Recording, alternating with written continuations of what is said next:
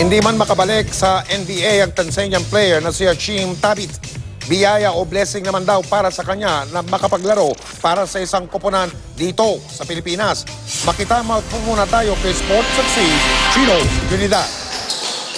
Kapag nasambit ang ngalan ni Hashim Thabit, agad na pinag-uusapan ang panghihinayang sa naunsaming NBA career ng 7 foot 3 inches number 2 overall pick ng NBA draft noong 2009.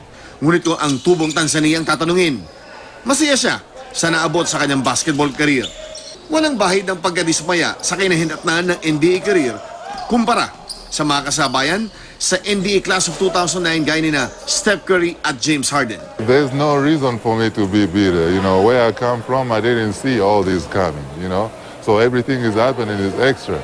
It's a blessing. Mas marami pa raw dapat ipagpasalamat ang isang tulad niyang lumaki sa lugar na salat sa lahat ng bagay.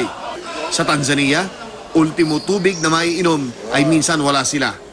Si Hashim ay nasa Pilipinas upang maglaro para sa Mighty Sports King na mapapasabak sa Dubai Invitationals sa susunod na linggo. Every day I wake up, I'm blessed to wake up, aware of what I'm doing.